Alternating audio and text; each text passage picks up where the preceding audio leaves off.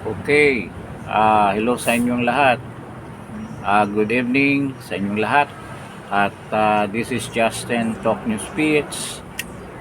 At bago tayo magsimula sa ating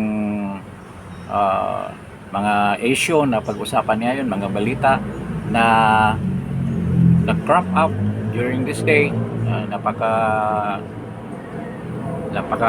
exciting na nangyayari doon sa Senado ngayong hapon na ito.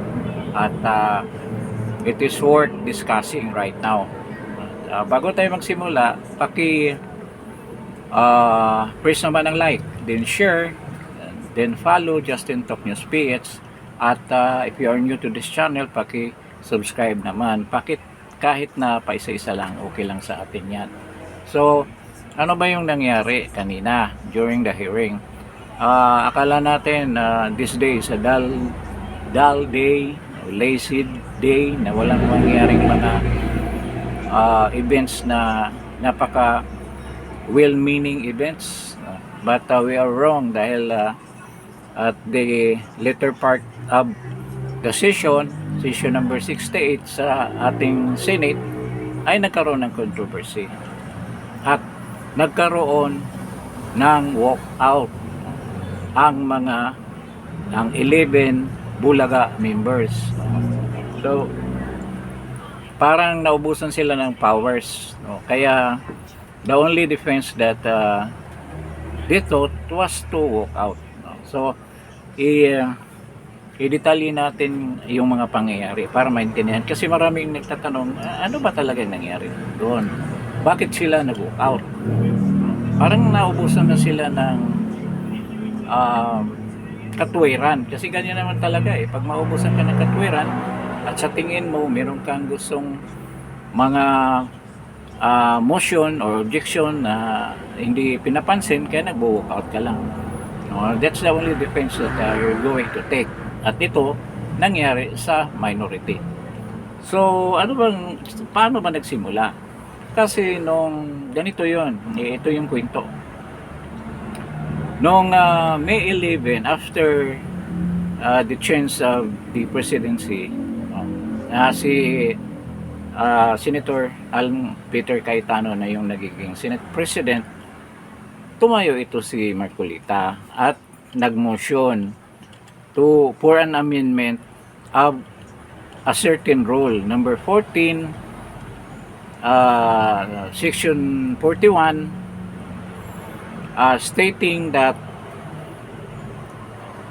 a senator or anybody na will undergo as witness or whatever, or a senator who want to join the session na in justifiable cause hindi makadalo dyan sa session na yan dahil mayroon siyang justification, pwede siyang mag video conference, teleconference, or any other means na effective na pwede siyang dumalo. So particularly kung sa language pa natin ng mga vlogger, pwede siya mag Zoom meeting with dyan sa session na yan. So pwede siyang sumama sa deliberation dyan sa Senate, for instance. Pero this also includes doon sa mga hearing kung saan mayroong mga witnesses na pwede nilang ipatawag, but because of reasons na hindi talaga sila makadalo, justifiable naman yung reason at they will determine, na pag-usapan din nila kung may justification ba yun, yung hindi pag-appear ng tao personally dyan sa hearing, na pwede siyang i-allow na mag video conference or mag teleconference or remote testimony, parang ganon, o remote participation in the session. So yun ang amendment na gusto mangyari ni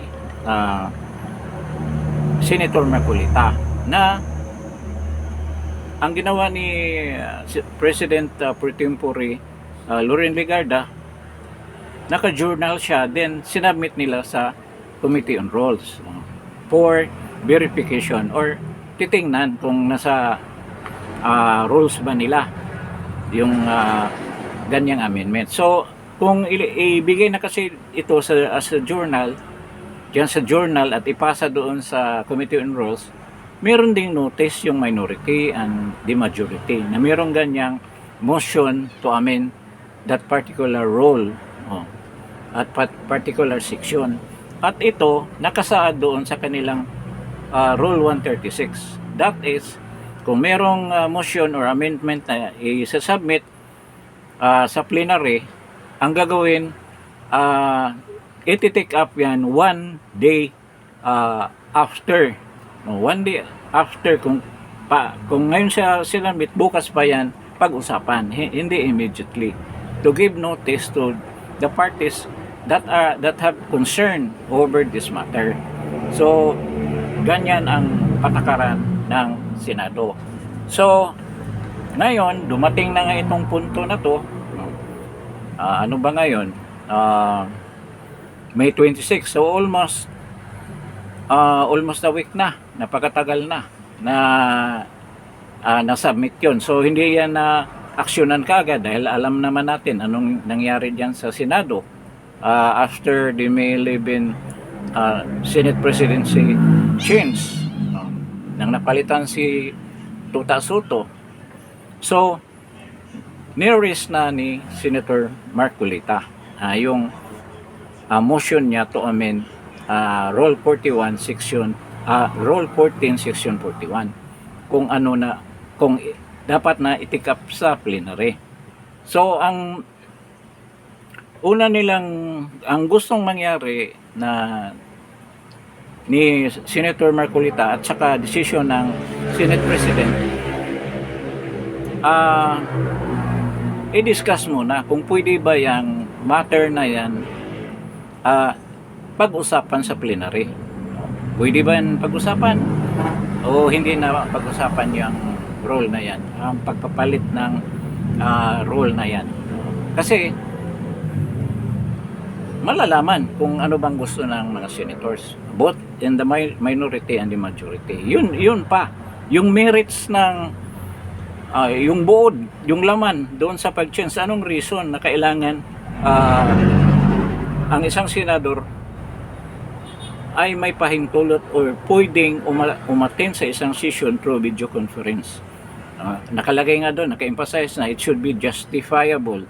So, isa yun sa mga grounds na mag-allow sa kanya na to join in a session. Of course, kung mayroong votation, may botohan, he can join. Ganun yun. So, ito, meron ding magagamit din ito sa mga testimony ng mga witnesses. Halimbawa, si Saldico, pwede na lang i-cite itong role na to, allowing witnesses na hindi talaga maka-attend sa mga hearing tulad ng future Blue Ribbon Committee hearing, pwede siyang umattend through Zoom conference or video conference. Yun ang nagiging sakop nitong role na ito na hindi nga previously hindi inaalaw ng Senado at ngayon gusto nga nila magkaroon ng revision or amendment para maiba at pupwede na. So yun ang motion ni Senator Marcolita. Pero yung unang proposal, kung pag-usapan ba natin ito sa plenary o sa plenaryo, wala pa doon sa merits. Inuulit ko lang. Ngayon, yun ang sinabi ni Senator Legarda, Senate President pro tempore. Siya ang nag-preside during that time. Ngayon, nagreklamo ito si Lacson. May ano siya, ano bang tawag nila yan? Nag-raise siya ng objection. Hindi naman objection kasi sinabi niya, nasa rule natin nakalagay, Rule 24, diyan sa rule ng Senate, na kailangan kung merong motion or any amendment, kailangan isubmit sa Committee on Rules. At doon pagdebatihan, pag-usapan kung dapat ba dalhin yan sa plenaryo at pagbotohan ang merits niya. Pagdebatihan din dito sa plenaryo sa kung nandiyan na yung 24 senators or 23 senators, pagdebatihan nila before voting. Ganyan ang regular na flow kung wala pang problema. Kaso ang problema, hindi pa buo yung Committee on Rules. Merong acting vice chairman si Joel Villanueva. Hindi siya pwede makapag-decide dahil nag-iisa pa lang, hindi pa na-create ang Committee on Rules. So, may option naman ang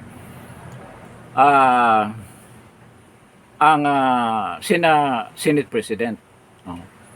Pwede kung wala pang, hindi pa existing at ito na sang-ayunan nilang dalawa ni Tuta Soto, yung minority leader, at si Senate President Cayetano, na pwede nila dalhin sa plenary para doon pag-usapan. So ngayon, yun nga ang dapat nilang i-resolve.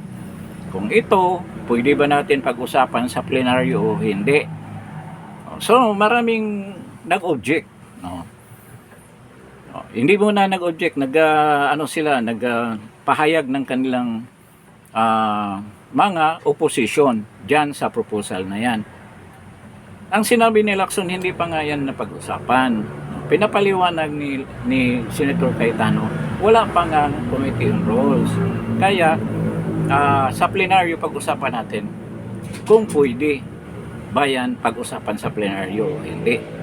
Yun ang pagdesisyonan natin. Ngayon, paulit-ulit si Lacson, hindi, kailangan talaga saka na natin ito pag-usapan itong amendment na to. Dahil wala pang Committee on Rules. Sabi ni Senator Cayetano, meron kasing nag-motion na. Kailangan i-resolve natin yung motion niya na may 11 pa. Kailangan aksyonan na natin kasi this is a pending motion for an amendment of the rules. Tumayo rin si biglang sumingit si Kiko Pangilinan na hindi pa naman tapos si Lacson. Dapat kasi niyan magpaalam siya ni Lacson. Ako muna mag-give in si Lacson para naman ang floor mapupunta kay Kiko. Ay sumingit siya, ang laki pa ng boses. Talagang mahangin, mayabang si Kiko Pangilinan. So, nagsigaw-sigaw pa. Sabi niya, bakit ganyan?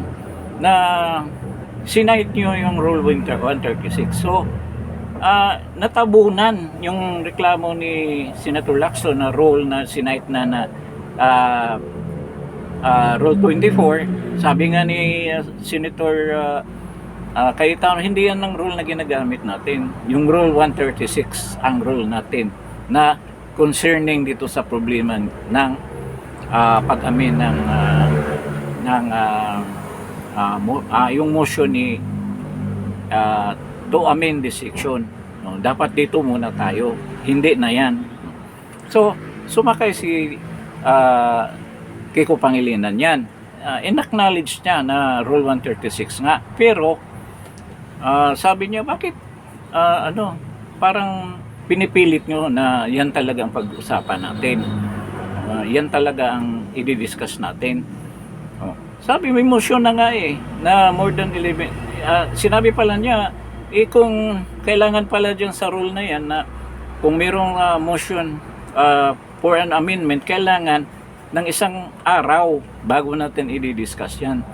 Ngayon, hindi niya alam na may 11 pa pala yung motion na yan ni Marcolita for the amendment. So, anong nangyari, nabulaga siya. Kaya ang ginagawa niya sa defense, nagagalit na lang siya. So, nagsisigaw siya. Kaya, sinabihan siya ni Senate President pro tempore na huwag mo itaas yung boses mo.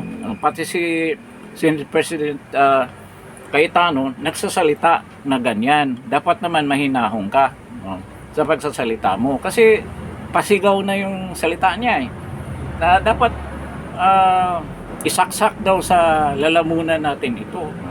So, yun ang language na ginamit niya. Then, tumayo ito si Tito Soto. Bakit nagmamadali tayo na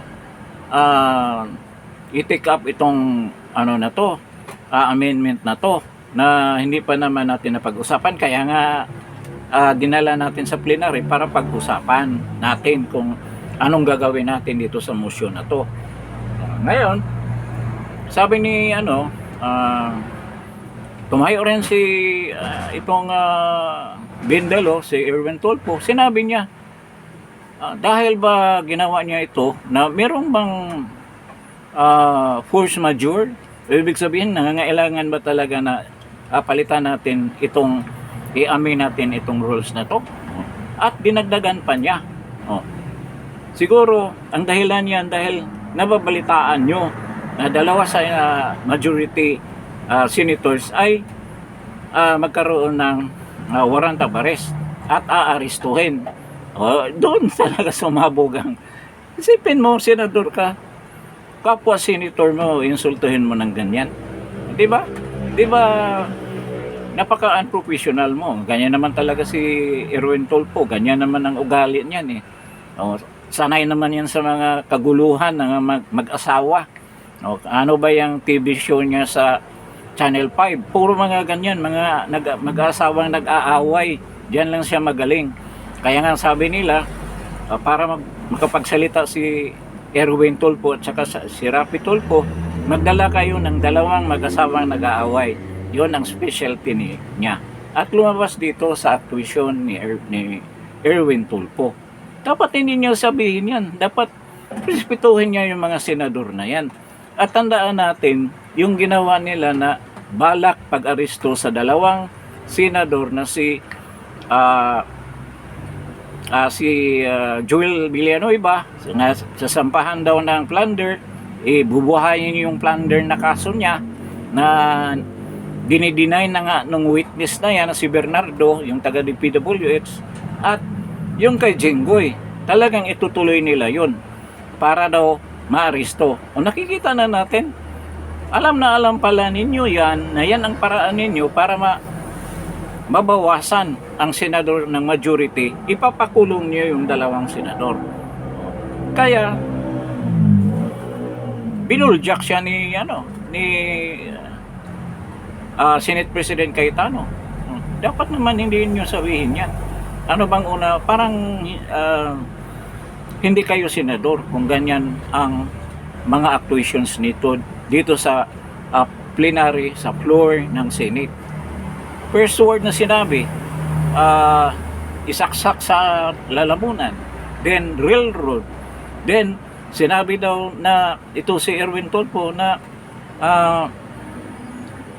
dahil may ipapakulong na dalawang senador, kaya minamadali itong amendment na to, itong motion na to na tinitik up, baka makulong na sila next 2 weeks. Yan ang sinabi niya. Kaya sinabi ni Senate President Cayetano, parang na-offend kami sa sinasabi mo. We take offense with your words. Yan ang sinabi ni Senate President Cayetano. Insulto sa amin yung sinasabi mo. Napaka-offensive naman yan. Na-o-offend kami sa sinabi mo. Kung ganyan ang sasabihin mo, hindi yan pwede dito sa Senado, yung mga sinasabi mo. At kung sabihin namin na ayaw mo na matuloy ang BRC, yung Blue Ribbon Committee hearing sa flood control, dahil imi-mention ng pangalan mo, anong maging maramdaman mo? Yan ang sinabi ni Cayetano sa kanya.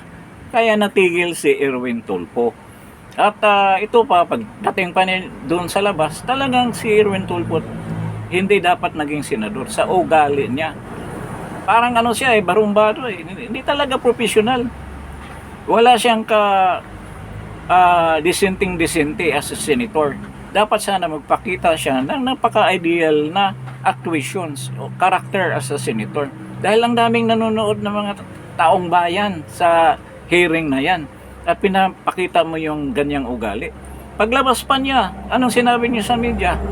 Common sense ang gamitin, walang roll. Isipin mo yun. Anong klaseng senador ka? Hindi mo susundin yung mga rules nyo. Kaya nga yung rules na yan, ginagawa, rules and regulations sa Senate para hindi magkagulo. At sabihin mo common sense ang gagamitin. Katulad ng sinabi niya na bindalo, that para matuwa yung mga tao, sometimes we have to bindalo, baluktutin natin ang batas. Tinanong mo pa si Boeing Remulla, naalala mo ba yun? Napaka prominenteng expression na yan. So yun ang nangyari. At dahil nag-object sila, sabi ni Kiko, we object. Kasi sabi ni Senator Cayetano, ni Senate President Cayetano, dahil mayroong objection, para ma-resolve yung objection na yan, magbutuhan tayo. O yan naman talaga ang demokrasya sa Senado. Yan ang practice sa Senado. Once na hindi kayo dalawang grupo, minority at majority, hindi magkasang-ayon sa isang subject or isang halimbawa, itong amendment na to, ayaw nila, yung isa gusto. So, para ma-break yung impasse na yan, magbutuhan sila. Kaya sabi ni, let's put this into a vote. Ayaw nilang pumayag kasi alam nila matatalo sila.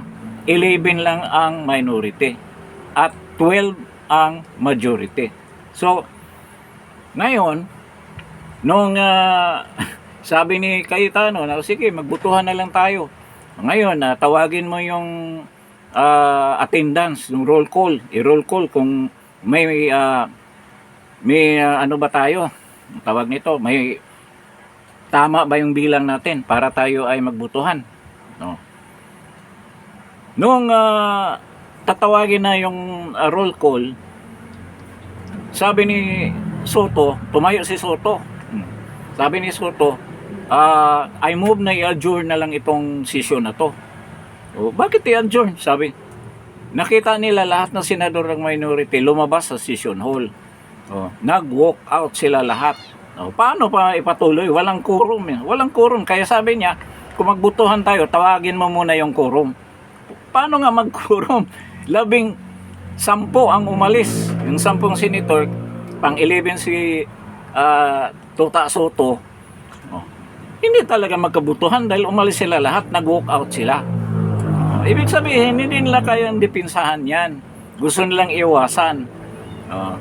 Ngayon, sa pag-usapan natin, bakit takot na takot sila dyan na pwedeng mag-testify through Zoom meeting or video conference ang senador. Kasi ang balak kasi nila talaga ipakulong ang dalawa para mapilayan ang majority. Pero hindi pa nila makukuha yung leadership dyan kung hindi nila makukuha yung 13 votes. So kung tanggalin nila si Joel Villanueva, makulong na yan, iwan ko lang, hindi mag-alburuto yung GIL. O kung ipakulong nila yan, huwag nyo sabihin na hindi magrarally yung GIL. Ngayon, si Jinggoy, papakulong nila. So, -2 na. So, 10 na lang sila. Kung mayroong mga major votation, hindi talaga makabuto yung dalawa dahil kailangan na present sila dyan sa Senado. Ang problema, pinoproblema talaga ng majority yan. Kasi alam nila na yan ang paraan na ginagawa ni Bangag Marcos para mapilayan sila. Inutusan si Boeing Remulla na sampahan ng kaso yung dalawa na yan. Isusunod pa nga si Bongo at saka si Marcolita na sampahan ng plunder. Bakit plunder? Kasi ang plunder walang bail. Kulong ka. Kahit na hindi ka pa, wala pang probable cause, meron ng probable cause galing sa ombudsman, pero wala pang conviction ang Sandigan Bayan. Katulad ni Bong Revilla, hindi nakapag-bail, dinimanda ng plunder, kaya hindi siya makalabas. So hindi siya makaboto. Si Bong Revilla nag-apply ng bail, hindi ginagrant yung bail niya dahil plunder ang kaso. Ganyan ang mangyari kay Joel Villanueva at kay Jinggoy Estrada. So, magbotohan dyan sa Senado kung mayroong mga amendment, mayroong mga motion, laging talo yung majority. Kaya nga, yun ang ginawa nina Senate President Alan Peter Cayetano. Yun ang ginawa nila. Sinabi ni Erwin, yun ba ang balak ninyo? Oo, akong sasagot sa iyo, Bindalo, Erwin Tulfo, yan ang strategiya ng majority. Panlaban sa pang-aapi ninyo, sobrang pang-aapi, ang tindi. Tindi ng ginagawa ninyo. Senator yan ha. Paano lang tayo mga ordinary mga tao? Madali tayong mga pakulong kung ganyan. Ngayon, yun nga, nag-book out sila. Kaso bukas sa Wednesday walang pasok dahil holiday. Sa Thursday, meeting naman ng mga yung magiging secretary doon sa impeachment hearing. So, Monday pa sila magkaroon ng meeting dyan. So, siguro, pag-aralan pa nila o harapin pa nila yung motion na yan. So, parang naghahanap pa sila ng panahon para i-delay yan at makukulong na itong dalawa. Yun ang purpose dyan.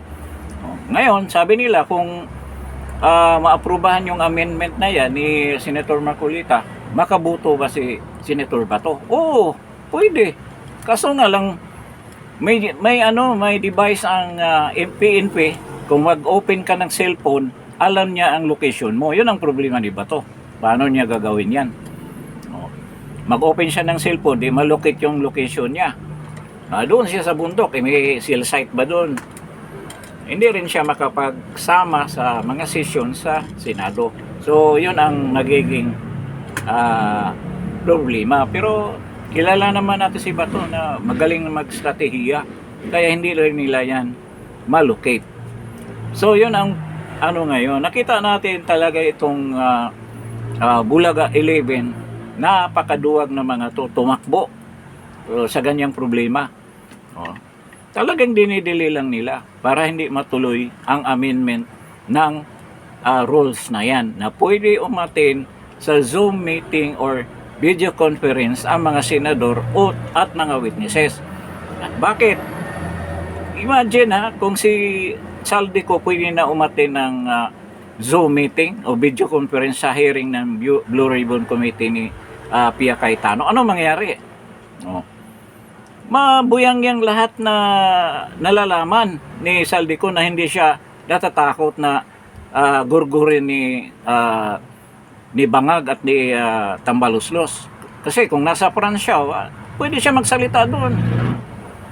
Ang kailangan lang niya, pupunta ng embassy, kahit nasa French embassy, doon siya mag-swear-in na siya talaga si Bongo.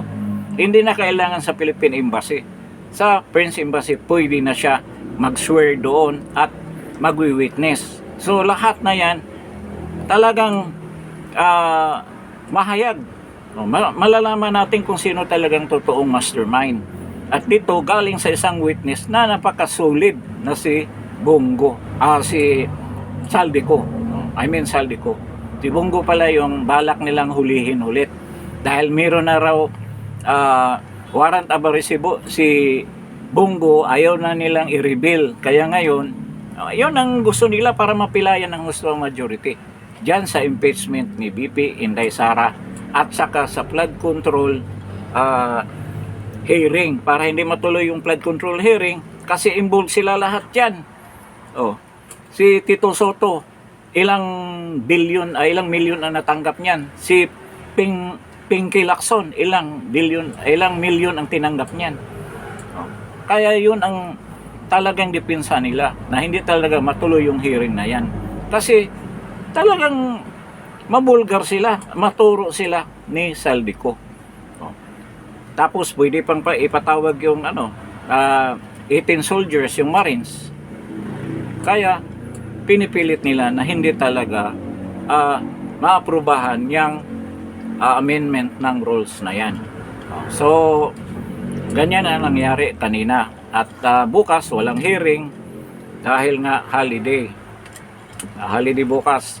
So by Thursday, wala silang hearing pero may meeting yung mga secretary ng impeachment trial court. So sa Monday na sila mag-hearing. So hanggang dito na lang tayo para sa episode na to. Medyo mabilisan lang itong vlog na to dahil nga doon sa pangyayari kanina sa Senate session number 68 at napaka-controversial na nangyayari at nagpahiwatig ito sa kabastusan, kawalang hiyaan at kakapal ng mukha ng mga Bulaga 11 na pinamumunuan ni Tota Soto at ni Pinky Lacson. Nakita na dapat pa maging senador yung mga yan kung ganyan. Tinatalikuran nila ang kanilang responsibilidad dahil wala silang kakayahan na dipinsahan ang kanilang argumento, kaya nag-walk out na lang sila. So hanggang dito na lang tayo at salamat sa pagdalo ninyo dito sa Justin Talk News Feeds. At before leaving this channel, paki-first like, share, and follow Justin Talk News Feeds. And if you're new to this channel, paki-subscribe. Kahit pa isa-isa na lang. And then press that notification bell para kung meron tayong bagong broadcast, you will be immediately notified. So magandang gabi sa inyong lahat at keep safe lang, ingat-ingat lang at God bless po. Salamat.